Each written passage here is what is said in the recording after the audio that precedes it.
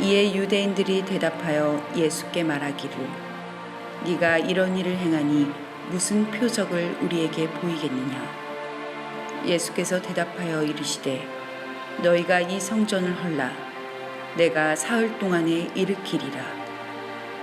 아멘.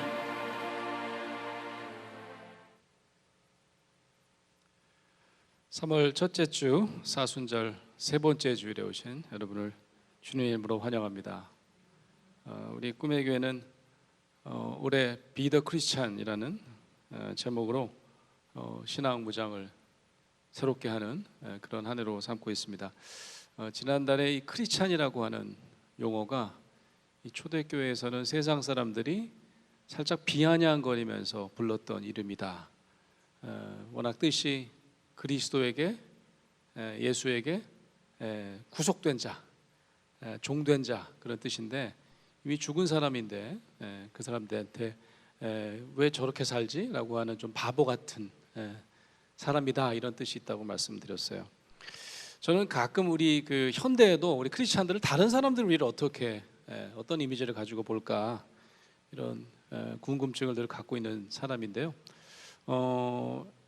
최근에 이제 살짝 다른 종교를 가지고 있는 사람들보다 오히려 크리스찬들이 좀 더 이기적인 사람들, 뭐 이런 어떤 부정적인 이미지가 많다라고 하는 게 미디어에서 소개를 많이 하고 있습니다. 지난번 우리가 코로나를 지나면서 더더욱 그게 좀 심해졌던 것 같아요. 우리 크리스찬들은 방역 지침도 지키지 않고 자꾸 이렇게 모이지 말라는데 모인다, 그때 이제 더 오히려 부정적인 이미지가 강화됐던 것 같은데, 종교를 가지고 있지 않은 사람에게 크리스찬들에 대해서 이미지를 물어보면 가장 일반적인 이미지가 예배 보는 사람, 일요일이면 교회 가는 사람. 그래서 크리스찬들이랑은 뭐 어디 일요일에 놀러 못 가, 골프 약속 못 해, 뭐 이런 어떤 이미지가 일반적인 이미지인 것 같습니다. 예전에 이런 이미지도 좀 있었어요. 술 담배 하지 않은 좀 절제력 있는 사람, 이런 이미지가 있었던 적도 있었는데 지금 많이 힘박해진 것 같습니다. 누가 뭐래도 성수주일, 또 주일에 예배하는 사람이라고 하는 이미지가 가장 일반적인 이미지인 것 같습니다. 이건 이제 겉으로 보이는 이미지고요. 종교를 가지고 있지 않은 사람들이 흔히 이제 뭐 크리스찬뿐만 아니라 종교를 믿는 사람들에게 좀 부정적으로 갖고 있는 이미지들이 있어요. 이거 아주 굉장히 오래된 이미지입니다. 근데 부정적인 이미지가 어떤 거냐면 좀 비과학적인 사실에 대해서 좀 맹목적으로, 절대적으로 맹신하는 모습이 있다. 어떻게 초자연적인 기적을 이렇게 덜컥 믿지? 뭐 이런 겁니다. 예를 들면 크리스찬들에게는 아니 어떻게 처녀가 임신했다는데 그걸 믿지? 어떻게 예수님이 막 무리를 막 걸어 다녔다는데 그걸 그냥 고지고대로 믿지? 뭐 이런 거죠. 이런 부정적인 이미지를 여러분은 어떻게 평가하십니까? 뭐 신앙을 가지고 있지 않은 사람들이라면 믿음의 눈으로 성서를 이해하는 신앙은 당연히 모를 거야, 이렇게 생각을 하실 겁니다. 그래서 저와 여러분은 이제 신앙인들은 이 과학의 잣대로 신앙을 평가하는 것을 못마땅하게 여기게 돼 있습니다. 예를 들면 아니 뭐 성경책이 물리책이야? 무슨 뭐 수학책인 줄 아나 봐. 믿음의 눈으로 보면 다 이해가 돼, 이렇게 우리가 생각할 때가 많습니다. 제가 질문을 하나 드려볼게요. 그러면 가장 과학적인 세계관을 가진 분들이 있죠. 예컨대 물리학자들, 아니면 뭐 의학자들, 이런 분들은 기독교 신앙을 가지기가 어렵겠네요. 어떻습니까? 그럴 것 같아요? 과학자들은 신앙 가지기 어렵다, 그렇습니까? 20세기 가장 최고의 물리학자다라고 일컬어지는 아인슈타인이 있습니다. 아인슈타인. 신을 믿었을까요? 아인슈타인은 신을 믿었을까요? 그런 이런 질문을 했더니 아주 묘한 답을 합니다. 그는 이렇게 얘기해요. 나는 바닷물을 가르고 초자연적인 기적을 보이는 신이라면 그런 신은 믿지 않겠대요. 크리스마스 선물을 사달라고 기도를 하면 들어주시고 이런 좋은 소원을 들어주시는 산타크로스 같은 신이 신이라면 난 그런 신은 믿지 않겠다, 이렇게 얘기를 합니다. 대신 아인슈타인은 난 이런 신을 믿는다 라고 말을 했어요. 어떤 신일까요? 그는 철학자 스피노자가 말한 신은 믿는다, 이렇게 얘기를 합니다. 스피노자가 어떻게 신을 정의했을까요? 철학자 스피노자는 우주는 신이다, 우주를 보면 하나님이 계시다는 것을 온몸으로 경험할 수밖에 없다, 그런 얘기를 했었거든요. 나는 우주를 보면 하나님을 믿게 된다, 그런 얘기를 하는 거죠. 저는 대학에 있으니까 그 물리학자님도 보고 의학자님들을 만날 때가 있어요. 저는 그분들이 저보다 훨씬 더 뜨거운 신앙을 가진 분들이 많다는 것을 수도 없이 경험했습니다. 그분들은 아마도 이 아인슈타인처럼 초자연적인 기적을 보고 하나님을 믿는 게 아닐 것이다, 그렇게 짐작해 봅니다. 장대한 우주, 그리고 생명을 다루다 보면 어느 과학자든지 어느 의학자든지 우리 인간은 상상할 수 없는 하나님의 창조의 신비 앞에 서게 되는 게 아닐까, 그런 생각을 해봅니다. 예수님 당시에도요, 그가 베푸신 초자연적인 기적 때문에 예수님을 따라다녔던 사람이 한둘이 아니에요. 수도 없이 많은 사람들이 졸졸 쫓아다녔습니다. 특히 병을 고쳐달라고 하는 환자들이 예수님 가는 곳마다 버글버글했다, 그렇게 복음서는 기록하고 있습니다. 하지만 그들이 다 예수님을 따르는 사람이 되냐? 그렇지 않아요. 심지어는 그 기적을 보고 경험한 이후에 결국 예수님을 떠나는 경우도 많았습니다. 왜 그럴까요? 오직 초자연적인 기적 때문에 신앙을 가진 분이 있다면 그는 어쩌면 예수님의 진짜 모습을 보고 신앙을 가진 분이다 라고 단정하기 어려울지도 모르겠습니다. 너무나 안타깝게도 2000년 전이 훌쩍 지난 지금에도 기독교 신앙을 가졌다는 분들이 여전히 초자연적인 기적을 바라는 모습이 있다는 것은 참 안타깝습니다. 여러분 중에는 아니 나는 그런 초자연적인 기적은 바라지 않아, 근데 이런 기적은 어떠세요? 지난주에 단군일에 아주 최고의 그 로또 청약이 있었습니다. 혹시 아십니까? 강남의 어느 아파트에 새 가구를 분양을 했는데요, 묻지마 분양이 20세 이상이면 다 그냥 조건 없이 그냥 다. 그래서 그 100만 대 1이라고 그러던가요? 경쟁률이 최고였습니다. 그 되기만 하면요 한 20억씩 번다 그러던가 수십억을 벌 수 있다는 그런 로또 청약이 지금 아쉬워하는 분들이 몇 분 계시네요. 나는 왜 몰랐지? 이거 되면 기적이죠, 그죠? 이런 기적은 우리가 좀 가끔 바랄 때가 있지 않나요? 해외도 마찬가지지만 우리나라 개신교 역사에도 보면 수없이 많은 지금도 그런 신흥 종교와 이단 종파들이 있습니다. 이런 단체에서 아주 공통적으로 아주 천편일률적으로 군중을 모이게 하는 방법이 있습니다. 뭔지 아십니까? 바로 기적을 연출하는 거예요.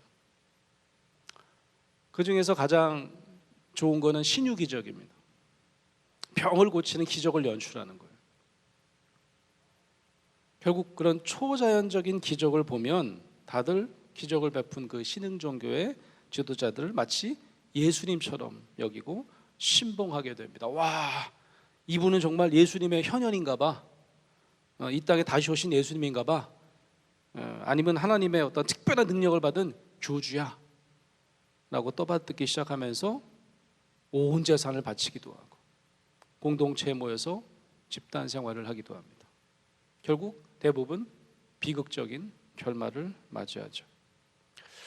그렇다면 이 예수님이 베푸신 초자연적인 기적을 우리는 어떻게 이해해야 할까? 이게 정말 중요한 우리에게 숙제가 아닐 수 없습니다. 예수님의 기적만을 보고 예수님을 따랐던 무리들은 모두 예수님의 허상을 본 것이라면 예수님의 기적은 도대체 어떤 의미가 있을지 오늘 주어진 교회력의 복음서 말씀 요한복음 2장 13절에서 22절 말씀을 가지고 저는 여러분과 함께 묵상을 한번 해보려고 합니다.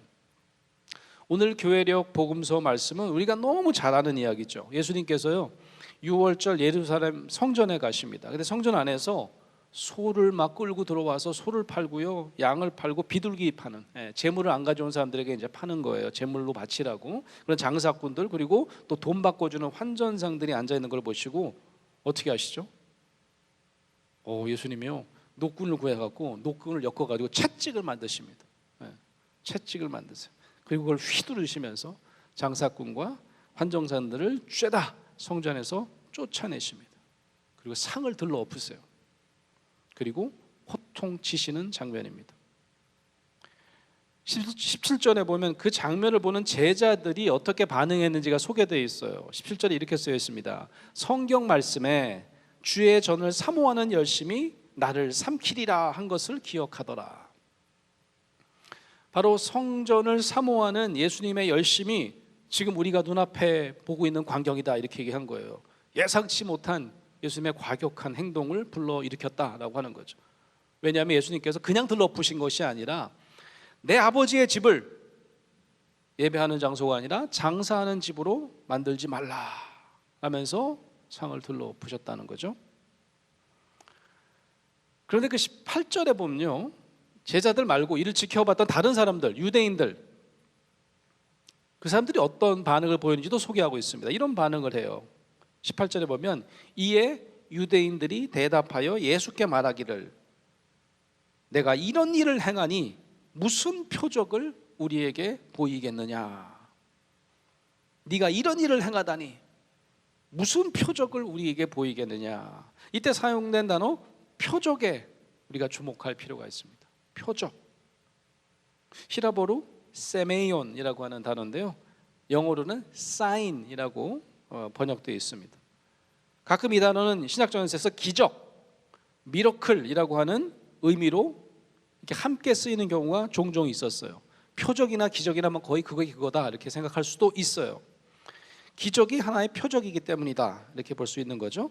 그래서 요한복음 2장 23절에도 보면 많은 사람이 예수가 행하신 표적들을 보고 그 이름을 믿었다 이렇게 증언합니다. 그런데 이 기적, 이 미러클이 초자연적인 기적을 의미한다면 여기 요한복음에서 쓰이는 세메이온, 표적을 자세히 살펴보면 약간 다른 의미를 가지고 있습니다. 자, 표적과 이 사인과 기적, 미러클은 같은 표현일까요? 오늘 우리가 묵상하는 요한복음을 주로 연구하는 신학자들은 이를 분명하게 구별합니다. 왜냐하면 이 마가복음에는 예수의 행위 중 거의 한 40%가 기적적인 일들인 반면에 요한복음에는 이 기적을 동반한 표적은 많지 않아요. 한 7번 정도 등장합니다. 이 요한복음에는 다른 복음서에는 굉장히 많이 나오는 귀신 내쫓는 장면이 있잖아요. 그런 기적 장면, 요한복음에는 전혀 등장하지 않습니다. 그렇다면 이 표적의 정의는 뭐냐? 표적은 예수님의 신성을 보여주기 위한 상징적인 행위를 의미합니다. 그러니까 기적은 막 뭔가를 어떻게 저런 일이 일어나지? 초자연적인 모습을 보여줘야 되는데 이 표적은 꼭 기적적인 행위가 아닐 수도 있다는 말씀입니다. 특히 요한복음에서 우리가 보는 표적은 예수님의 신적인 행위, 기적을 일으키시는 행위를 드러내는 것이 아니라 내가 어떤 존재인지 신적인 정체성을 드러내는 표적이 굉장히 많습니다. 제가 좀 쉽게 얘기한다면 표적은 예수님의 doing보다는, 행위보다는 예수님의 존재, being에 더 관심을 많이 가지고 이해해야 한다는 말씀입니다. 최근 성서 신학자들은 오늘 본문 말씀에서 예수님이 성전에서 보여주신 이 다소 과격한 행동이 있잖아요. 이게 표적이래요. 이것도 표적으로 간주해야 한다, 이렇게 좀 기이한 주장을 합니다. 오늘 본문 말씀의 신학자들은 뭐라고 이름을 붙이냐면 예수님의 성전 천결 표적 이렇게 얘기를 합니다. 이게 표적이래요. 왜 그럴까요? 심지어는 이 사건은 요한복음의 아주 대표적인 표적으로 간주합니다. 그런 의미에서 보면 표적은 초자연적인 기적과는 좀 구별될 수 있겠죠. 여기 뭐 기적이 안 나타나잖아요, 그죠? 성전을 청결하게 하기 위해서 과격한 행동을 한 것은 그런 초자연적인 기적은 없습니다. 여러분 요한복음 우리가 2장을 이제 묵상할 텐데 이 앞에 표적이 뭐냐 하면 앞에 표적이 바로 예수님의 첫 번째 표적, 가나의 혼인잔치에서 물로 포도주를 만드신 사건이 바로 이 사건 바로 직전에 소개되고 있습니다. 이건 분명히 초자연적인 물로 포도주를 만드시는 그런 기적을 동반한 표적이라고 볼 수 있을 것 같습니다. 여러분 가나의 혼인잔치 이야기 다 아시죠? 이 사건의 전문이 이렇습니다. 예수님이 어느 혼인잔치에 간 거예요. 혼자 가지 않으시고 어머니도 같이 가시고 제자들도 같이 갑니다. 근데 이 포도주는 굉장히 중요한 음료 아니겠습니까? 식전에도 중요하고 그다음에 밥을 다 먹은 다음에 식후에도 떨어지면 안 되는 굉장히 중요한 그런 음료인데 갑자기 동이 난 거예요. 예수님은 모르고 계시는데 누가 귀뜸을 해주죠? 예수님의 어머니가 귀뜸을 해줍니다. 얘야 여기 포도주가 떨어졌단다. 그게 처음에 보면 예수님이 좀 이게 당황해하세요. 살짝 펄쩍 뛰십니다. 어머니 왜 그러세요? 그게 무슨 나와 상관이 있다고 그런 얘기를 뭐 이런 살짝 좀 놀라고 좀 당황스러운 어조로. 근데 이어서 예수님께서 참 알 수 없는 이야기를 하세요. 어머님, 내 때가 아직 이르지 아니하였습니다. 이렇게 대답합니다. 내 때가 이르지 않았다. 내 때라니요? 무슨 말이죠? 예수님은 아직 자신이 하나님의 아들, 자신의 존재, 자신의 비잉을 구세주 메시아임을 스스로 드러낼 때가 아직은 아닌 것 같은데 라고 생각하신 것 같아요. 왜냐하면 이 요한복음 바로 전장에 보면 이 가나 혼인잔치의 시점이 언제인지 알 수 있어요. 예수님이 지금 1장에 보면 막 요한에게 세례를 받으시고요, 막 제자들을 불러 모으고 계시는 중이에요. 가나의 혼인잔치 간 것은 아주 예수님의 공적인 활동의 초기 상태였을 때다라고 하는 거죠. 30년 동안 목수로 살다가 이제 막 공생애를 시작하는 시점이었다, 이렇게 말씀드릴 수 있을 것 같습니다. 하지만 예수님께서는 가나의 혼인잔치에서 결국 물로 포도주를 만드는 기적을 베푸십니다. 근데요, 그가 행한 기적을 목격한 사람들이 그리 많지 않아요. 예수의 어머님, 제자들 정도입니다. 아니면 물로 포도주를 이렇게 부었던 그런 하인들 몇 명 정도입니다. 오히려 연회장에 참석한 많은 하객들은 몰라요. 오히려 야, 여기는 참 희한하다. 포도주를 보통 처음에 좋은 거 내놓고 좀 취하면 좀 이제 좀 품질이 떨어지는 걸 내놓는데 여기는 어떻게 최상급을 끝까지 이렇게 너무너무 맛있었던 거죠, 그죠? 그러면서 막 칭찬하는 장면이 나옵니다. 11절에 보면 그가 행한 일이 단순히 기적이 아니라 첫 번째 세메이온, 표적이었음을 드러내는 말씀이 이렇게 기록되어 있습니다. 예수께서 이 첫 표적을 갈릴리 가나에서 행하여 그의 영광을 나타내심에 제자들이 그를 믿으니라. 그러니까 우리가 지금 묵상하고 있는 요한복음 2장은 예수님의 대표적인 표적 두 개를 차례로 소개하고 있는 본문인 것입니다. 그러니까 가나 혼인잔치에서 예수님이 자신의 존재, 메시아 인식을 처음 드러냈던 표적인 것처럼 두 번째 나오는 표적, 성전에서 예수님이 채찍을 들고 하셨던 일도 동일한 표적으로 본인이 누구인지를 알려주는 표적으로 이해해야 된다라고 신학자들이 주장하는 거죠. 이제 좀 이해가 되시죠? 왜 신학자들이 이걸 표적이라고 하는지. 그래도 좀 이상해요. 아니 그래도 폭력을 왜 표적이라고, 좀 이상하지 않아요? 그럴 분이 계실 것 같습니다. 그래서 다시 한번 제가 강조해서 말씀드리고 싶어요. 표적은 행위, doing에 초점을 두어서는 이해하기가 어렵다. 오히려 뭐에 초점을 둬야 된다고요? 존재, 이 being에 초점이 있어야 한다는 말씀입니다. 예수님께서 스스로 자신의 존재 이유를 보여주시는 것이 바로 세메이온, 사인, 표적이다 라는 말씀입니다. 예수님의 폭력적인 행위, 그 doing을 보면 좀 이상한데 할 수 있어요. 하지만 그가 메시아로서의 자신의 존재, being에 더 무게중심을 우리가 두고 본다면 예수님의 답변 말씀이 훨씬 더 이해가 잘 됩니다. 아까 무리들이 뭐라고 예수님께 물었죠? 네가 어떤 일을 행하다니, 야 이런 일을 행하다니 네가 어떤 표적, 무슨 표적을 대체 보여주려고 우리에게 이러느냐라고 물어보죠. 이때도 마찬가지로 행위에 초점이 있습니다. 사람들은 네가 이런 행위를 두잉을 하다니, 너 뭐 보여줄래? 이렇게 얘기를 합니다. 그러니까 예수님의 말씀이 동문서답처럼 들리는 거죠. 예수님 뭐라고 말씀하시냐면 19절에 예수께서 대답하여 이르시되 너희가 이 성전을 헐라 내가 사흘 동안 일으키리라. 이 무리들이 뭔 말인지 알았을까요? 우리나 돼야 이해하지. 이게 그때 당시 사람들 전혀 이해를 못했을 거예요. 그래서 유대인들이 이렇게 답변합니다. 뭔 소리야 도대체. 이 성전은 46년 동안 우리가 지었거든.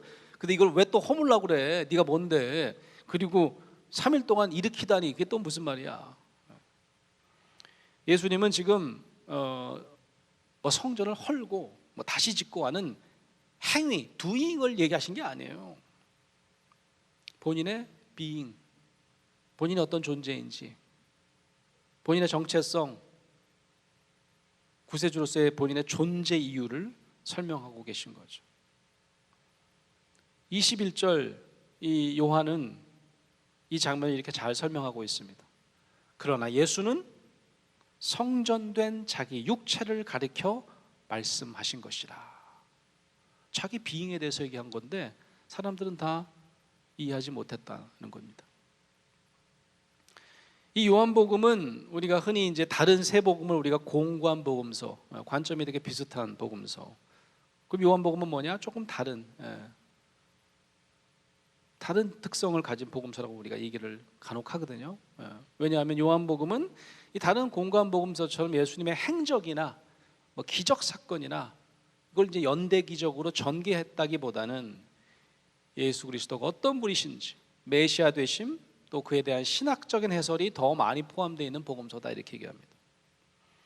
이런 요한복음에 대한 이해를 가지고 보면 왜 요한복음을 연구하는 성서학자들이 최초의 표적이자 물로 포도주를 만드신 이 초자연적인 표적과 오늘 우리가 본 성전을 청결하시고자 했던 이런 사건을 동일한 종류의 표적이라고 주장을 하는지 잘 알 수가 있는 거죠.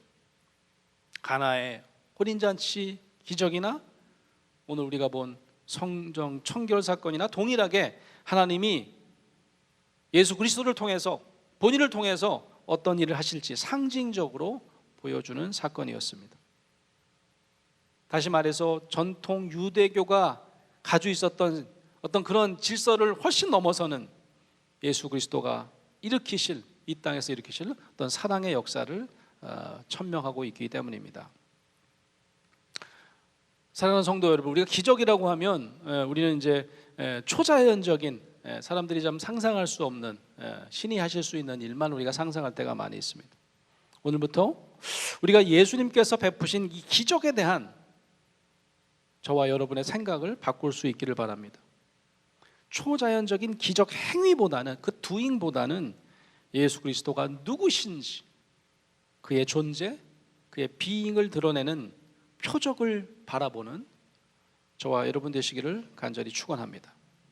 이 성전에서요 예수님의 행동만을 보고 다 의아하게 여겼습니다. 뭐 하는 거지? 그러니까 아까 말씀드린 것처럼 던졌던 질문도 여전히 doing 중심이죠. 행위 중심이에요. 네가 이런 일을 행하다니. 예수님은 자신의 육체를 가리켜서 말씀하신 것임을 당시에는 아무도 몰랐어요. 훗날에는 아는 사람이 있었습니다. 훗날에는 예수께서 하신 그 말씀이 오히려 이것 때문에 오히려 십자가에 못 박히는 성전을 허문다고 해서 성전 모독 죄를 적용해서 오히려 본인의 어떤 십자가 죽음의 단초를 제공하는 사건이었는데 나중에 돌이켜보니 예수님께서 하신 그 말씀은 사흘 뒤에 내가 살아난다는 말씀이셨구나 라고 비로소 알게 되었던 거죠. 훗날이지만 뭘 알게 된 거죠? 그 사람들이 예수님의 비잉을 알게 된 겁니다. 그분이 어떤 분이신지, 그분이 메시아셨구나, 그분의 존재 비잉을 비로소 깨닫게 되는 것이 표적의 완성입니다. 우리도 마찬가지입니다. 초자연적인 기적 행위를 중요하게 생각하고 그게 우리의 믿음의 중심이 돼서는 안 되는 거죠. 이단 종파 분들이나 그런 데 현혹될 수 있는 것이지, 오히려 우리는 어쩌면 예수님의 모든 말씀과 행적에서 그의 거룩한 존재가 드러나고 있음을 깨닫는 그런 표적에 대한 새로운 신앙이 필요하다고 생각합니다. 그래서인지요, 요한복음의 이 마지막 부분에 가면 20장 31절에 보면 요한은 스스로 이런 말씀을 합니다. 많은 표적들 중 오직 이것들만 기록했다라고 선언해요. 이 점을 염두에 둔다면 기적 같은 표적이나 성전 청결 같은 표적이나 예수님께서 지상에 사용하신 모든 행동 아니면 말씀이 전부 다 어쩌면 그의 존재를 드러내는 표적일지도 몰라요. 중요한 것은 우리가 그것을 알아보느냐, 그래서 우리가 그의 메시아 되신 존재를 우리가 제대로 인식하느냐 못하느냐의 문제라는 말씀입니다. 오늘 그 6월절 예루살렘 성전에 모여든 장사치를 보신 예수님의 마음이 어떠셨을지 한번 여러분 상상해 보시기 바랍니다. 그러니까 성경을 이제 관찰자 입장을 보지 마시고 이제 거기 주인공이 예수님이라면 예수님의 마음으로 한번 느껴보자고요. 우리가 겉으로 보면 예수님의 그 도잉 행위는 분명히 예사롭지 않습니다. 채찍을 막 만드셔서 휘두르고 막 그냥 막 소리 지르시고 이 평소에 예수님답지 않은 모습은 분명해요. 예수님 그런 분은 아니시잖아요. 따뜻하게 감싸고 어린아이들을 초대하고 이런 분이셨는데 예수님의 그때 당시 마음이 어떠셨을까 한번 상상해 보시라는 말씀이에요. 예수님이 장사꾼과 환정상들을 보신 거예요. 들어가자마자 막 질비하게 떠드는 사람들이 보니까 성전에 예배하려고 온 분보다는 그들에게 바칠 재물을 파는 사람들, 돈 바꾸는 사람들. 예수님 보시기에는 진정한 제사 정신, 성전에 모여서 하나님의 존재와 그가 우리에게 하신 일을 기억하라고 하는 그런 어떤 성전 제사의 근본 정신이 심하게 훼손되고 있음을 가장 먼저 발견하셨을 겁니다. 단순히 그냥 물리적으로 그 6월절이 어떤 명절입니까? 다들 이제 각자의 마을에서 제사를 하다가 6월절에는 전부 예루살렘을 올라옵니다. 그러니까 물리적으로 성전에 오는 행위, 그런 두익만을 거룩하게 6월절을 지키는 것으로 당시 종교인들은 생각했던 거죠. 본인의 존재에 대한 또 하나님의 존재에 대한 어떤 그런 비잉 중심의 제사 정신은 이미 실종된 지 오래였습니다. 하나님께서 이스라엘 백성을 어떻게 구원하셨는지 이를 기억하는 게 이 유대 대표적인 명절인 6월절의 핵심인데, 그래서 이렇게 막 몰려서 오는 게 바로 그게 이유인데 와서는 결국은 그러지 못했다는 겁니다. 자신을 구원하신 하나님의 존재 안에 거하는 감격, 이런 누리는 시간들이 없고 이건 장사치들이 그들에게 바칠 물을 제공하서 바치고 그저 그냥 양과 비둘기를 바치는 행위에만 초점을 가지고 있는 아주 의례적인 종교적 행사에 마치 방관자처럼 그냥 관찰자처럼 몸만 와 있는 행위로 전락한 것을 예수님은 어떻게 느끼셨을까? 아마 장사꾼들이나 환전상들이 미워가지고 그죠? 특별히 미워서 화내시면서 쫓아낸 건 분명히 아니시겠죠. 그저 건물에 오는 행위가 진정한 예배이고 동물을 바치는 행위가 신앙의 전부라고 믿는 당시 유대인들의 종교적인 행태에 그만 예수님은 자신도 모르게 마음이 무너져 내리신 것이라고 저는 생각해요. 이런 예수님의 안타까운 마음을 느껴야 그분이 왜 이런 표적을, 본인의 존재를 모든 사람에게 드러내실 수밖에 없었는지를 잘 알 수 있을 것 같습니다. 예수님의 그런 안타까운 마음을 기억하면서 요한복음의 대표적인 두 가지 표적 사건을 다루고 있는 요한복음 2장을 드라마 바이블로 함께 묵상하시겠습니다. 제2장. 사흘째 되던 날 갈릴리 가나에 혼례가 있어 예수의 어머니도 거기 계시고 예수와 그 제자들도 혼례 청함을 받았더니 포도주가 떨어진지라. 예수의 어머니가 예수에게 이르되 저들에게 포도주가 없다. 여자여, 나와 무슨 상관이 있나이까? 내 때가 아직 이르지 아니하였나이다. 그의 어머니가 하인들에게 이르되 너희에게 무슨 말씀을 하시든지 그대로 하라. 거기에 유대인의 정결 예식을 따라 두세 통 드는 돌 항아리 6이 놓였는지라. 예수께서 그들에게 이르시되 항아리에 물을 채우라. 하신즉 아귀까지 채우니 이제는 떠서 연회장에게 갖다 주라. 하심에 갖다 주었더니 연회장은 물로 된 포도주를 맛보고도 어디서 났는지 알지 못하되 물도온 하인들은 알더라. 연회장이 신랑을 불러 말하되 사람마다 먼저 좋은 포도주를 내고 취한 후에 낮은 것을 내거늘 그대는 지금까지 좋은 포도주를 두었도다. 예수께서 이 첫 표적을 갈릴리 가나에서 행하여 그의 영광을 나타내시며 제자들이 그를 믿으니라. 그 후에 예수께서 그 어머니와 형제들과 제자들과 함께 가버나움으로 내려가셨으나 거기에 여러 날 계시지는 아니하시니라. 유대인의 유월절이 가까운지라 예수께서 예루살렘으로 올라가셨더니 성전 안에서 소와 양과 비둘기 파는 사람들과 돈 바꾸는 사람들이 앉아 있는 것을 보시고 노끈으로 채찍을 만드사 양이나 소를 다 성전에서 내쫓으시고 돈 바꾸는 사람들의 돈을 쏟으시며 상을 엎으시고 비둘기 파는 사람들에게 이것을 여기서 가져가라. 내 아버지의 집으로 장사하는 집을 만들지 말라.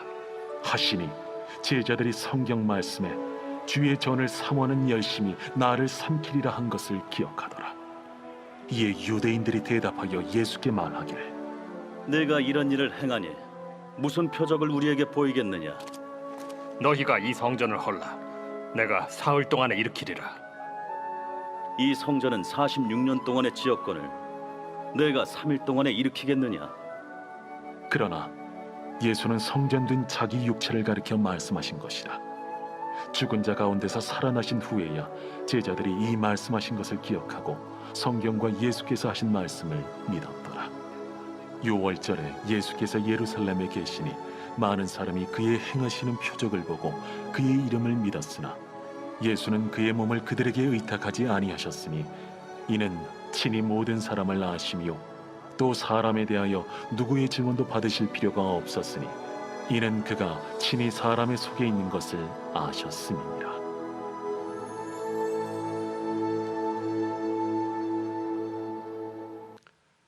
사랑하는 성도 여러분, 우리가 사는 21세기 이 시대에도 우리도 예수님처럼 기적을 일으킬 수 있을까요?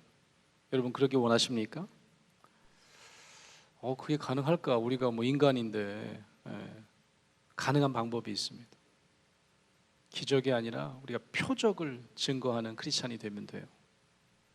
초자연적인 기적을 우리가 만들어내는 사람이기보다는 예수 그리스도가 보여주셨던 그 표적을 증거하는 크리스찬으로 사는 저 여러분 되시기를 간절히 축원합니다. 우리의 존재는 어떤 존재냐면요, 하느님과 연결되어 있다는 사실입니다. 예수님이 보여주셨던 표적도 그거예요. 내가 인간 목수가 아니라 나는 하나님께 연결되어 있는 자다. 우리의 존재는 하나님과 연결되어 있다는 사실이 가장 큰 표적입니다. 크게 기뻐하시기 바랍니다.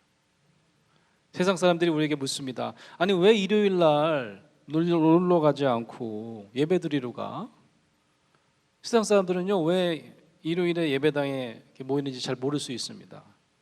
그들이 여러분에게 이렇게 물어보신다면 어떻게 대답하시겠습니까? 예배는 당연한 거야. 크리스찬이 아주 필수 의무야. 이렇게 얘기하시겠습니까? 아니면 그거 굉장히 중요한 종교 행위거든. 그래서 그거 안 하면 안 돼 라고 하시겠습니까? 오늘부터요 제가 알려드릴게요. 이렇게 대답하시기 바랍니다. 하나님께서는 우리가 뭔가를 하는 것을 잠시 멈추고 우리의 doing을 잠시 멈추고 하나님께서 어떤 분이신지 바라보기 원하십니다. 하나님께서 보여주시는 예수 그리스도의 표적을 보도록 인도하시는 것이 바로 우리가 드리는 예배 본질입니다. 하나님께서 하시는 일을 기억하고 또 우리의 being, 우리의 존재를 좀 더 살펴볼 수 있도록 예수 그리스도는 우리에게 표적을 보여주셨던 것입니다. 표적은 예수 그리스도가 누구인지 그리고 우리가 어떤 존재인지 분명하게 알려줍니다. 우리는 매주일 예배드리는 이 성전에서 교회의 머리 되시고 또 중심이 되시는 그리스도의 표적을 따라 우리의 존재감을 새롭게 하셔야 합니다. 그래야 세상에 나가서 우리도 예수님처럼 하나님과 연결된 우리의 거룩한 정체성, 비잉을, 그 표적을 보여줄 수 있을 것입니다. 이제부터 여러분 세상에 나가서 저 사람 좀 달라, 저 사람은 분명히 뭔가 있는 사람이야, 하나님과 연결된 사람이야 라고 느끼게 만드는 그런 표적을 보여주시는 저 여러분 되시기를 간절히 축원합니다. 아멘.